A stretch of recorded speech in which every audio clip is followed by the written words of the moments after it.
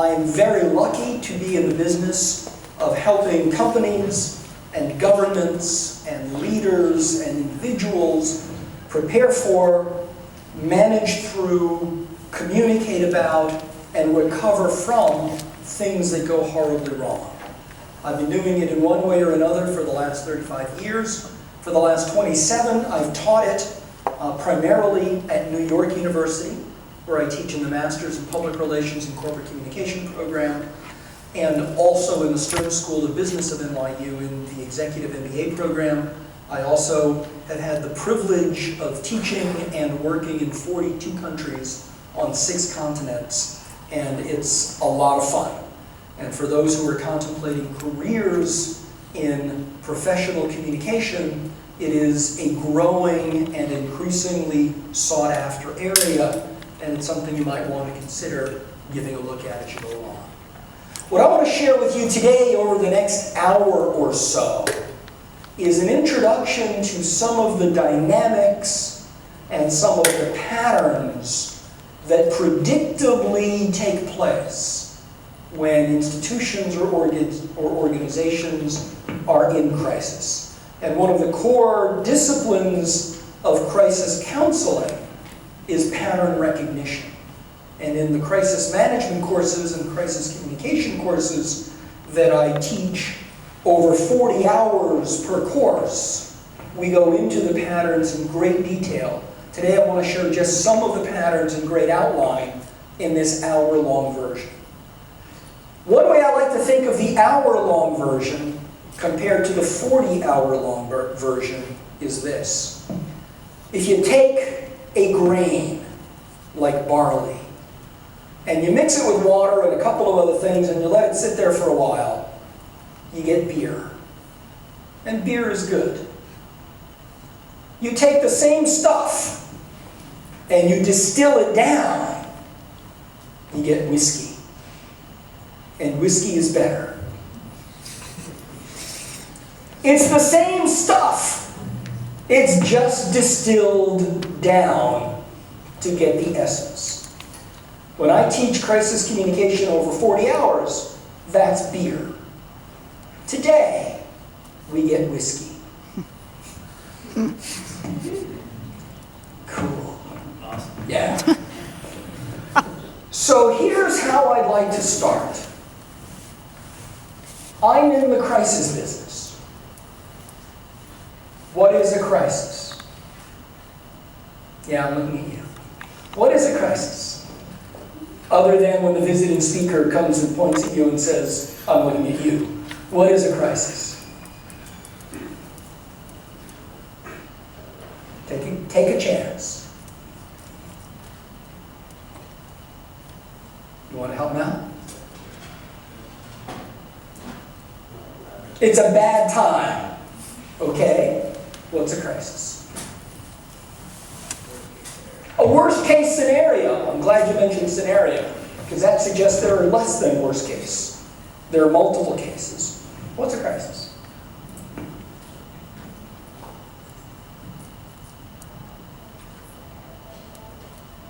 So what's the third?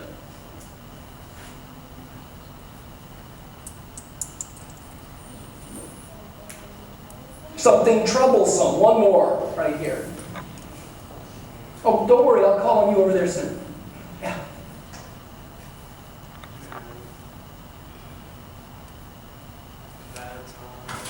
Yeah, she already said that. Yeah, he already said that.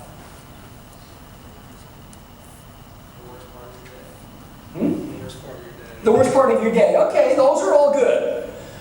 Typically, crises are when things happen that you don't want to happen, and that cause others to wonder what's wrong with you that these things happened. And the way I like to think of crisis is a little differently. And I like to think of crisis based on the meaning of the word from which the English word and other language words crisis arise. And that's this word. This word in ancient Greek would have been pronounced something like krisis. And it comes to us from ancient Greek tragedy. Anyone here speak Greek? Anyone here speak Greek yet? In ancient Greek, the word krisis did not mean something bad had happened. The word krisis meant that someone had to make a choice where something bad could happen or something bad could not happen. We get the word krisis, English crisis, from Greek tragedy, where the protagonist has to make a choice. And the choices they were dealing with in Greek tragedy were very simple choices. Do I kill my father and marry my mother? That's a basic choice. Do I murder my husband in the bathtub because he murdered our daughter to get a favorable wind to sail to Troy? That's the kind of choices they made back then. And there's whole departments at this university that teach those dramatic productions. And we remember them 2,500 years later because the people chose poorly. We remember when people choose poorly. We remember thousands of years later. And when clients or students ask me, what's the best handled crisis you've ever experienced? I smile and say, it's the one you've never heard of. Because if it was handled well, they made the right choices, and you haven't heard of it. Today I want to talk about how to make the right choice when the stakes are high. How to make the right choice when the stakes are high so that nobody remembers whatever it was that you had to choose. And to my good fortune, the world is filled with leaders and institutions who make the wrong choice. So I get to make a living and send my kids to college. I would be out of business if people made the right choice all the time. So the way I think of crisis management is the management of choices you make at a turning point where things can go really badly or things can go just fine. Crisis management is the management of choices where you can lose the trust and confidence of those who matter to you, or you can keep the trust and confidence of those who matter to you. Crisis management is the management of choices where you can lose your reputation, or you can gain a positive reputation. But the choice is yours. We have much more control over the outcome than we might think. And part of the professional communicator's task, part of the task of what you are studying right now, is to help our clients and bosses make the smart choices when they have the opportunity to determine their own destiny. But if we miss the turning point moment, the failure to choose is itself a choice. The failure to choose is itself a choice.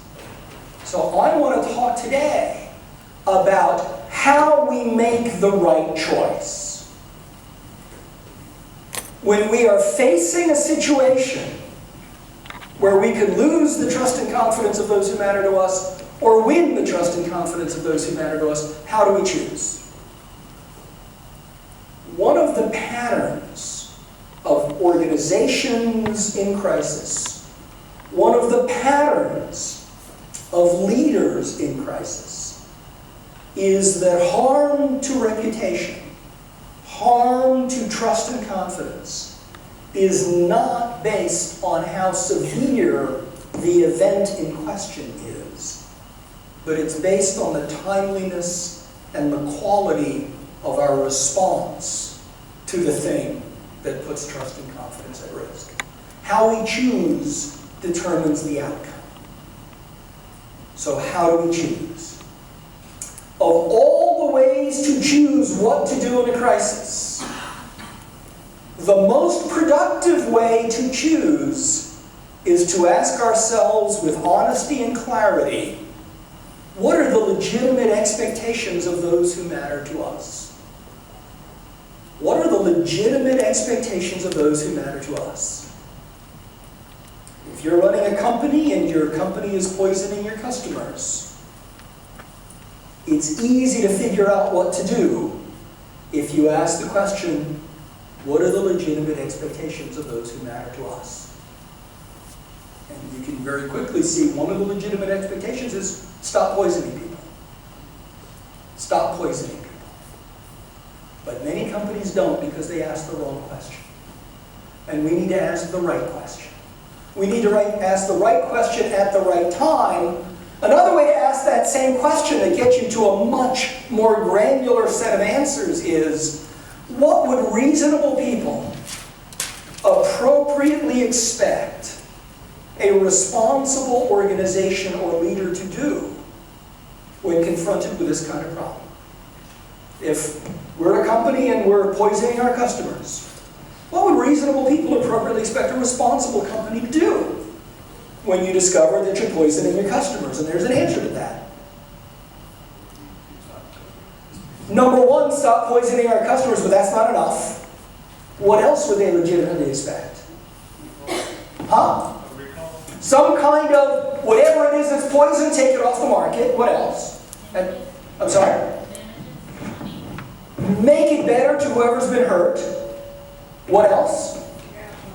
Figure out why in the first place, because there's no confidence you can fix it if you don't know what caused it. What else? Say you're sorry. If you ask that question, you can get a list of things that give you clarity about what to do. If you don't ask that question, if you ask, what should we do? You get a different set of answers. You're nodding your head. You see how you get a different set of answers. If we're poisoning our customers, and which is, what should we do? Try to hide it. Yeah, what else? What do we typically answer if the question is, what should we do? Blame somebody else. You've been watching the news. Yeah. This is what happens. When you ask the wrong question, you get the wrong inventory of possible answers. But if you ask the right question, you get an inventory of productive solutions. Whether you are the NFL, or you are the President of the United States, or you are the leader of some religious institution, or you are the head of a major corporation, if you ask the wrong questions, you get a less productive set of options available to you. The most productive question to ask is not, what should we do, because then it's all about us. But what do they expect? Because then it's all about them. And they're the ones who have trust in you or might lose their trust in you. They're the ones who have confidence in you and might lose their confidence in you. The discipline of effective communication is to care about what the other person thinks and feels. And in the world of crisis, that gets us to what would reasonable people appropriately expect a responsible football league to do when confronted with the Ray Rice challenge, or the discovery that maybe they had seen the video. ...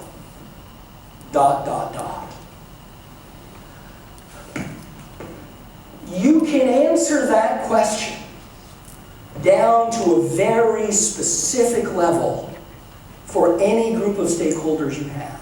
What would reasonable people appropriately expect a responsible organization to do when confronted with this situation?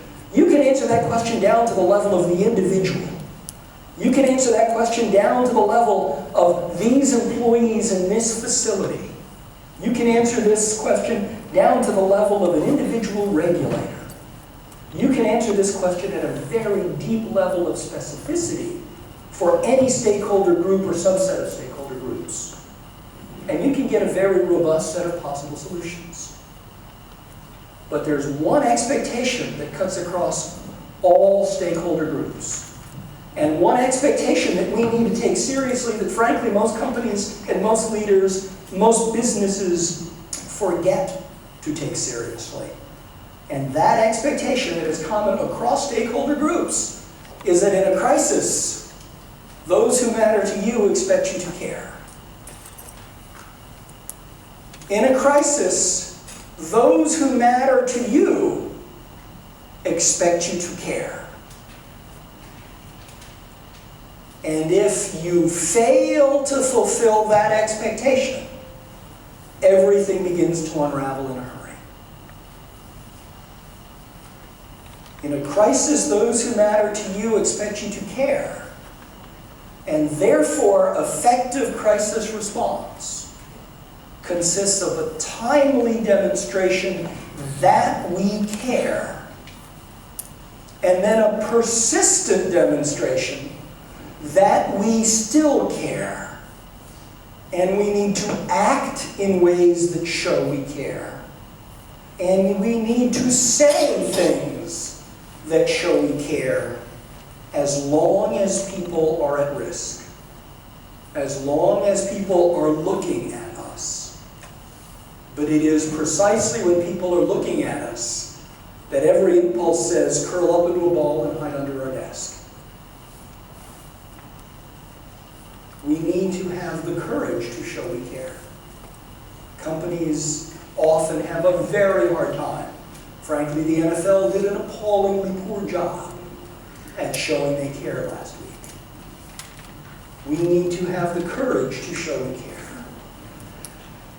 The single biggest predictor of loss of reputation, the single biggest predictor of loss of trust, the single biggest predictor of loss of confidence is the perception that we don't care.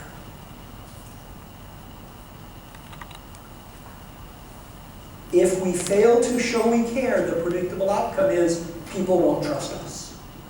If we fail to show we care, the predictable outcome is our reputation will suffer.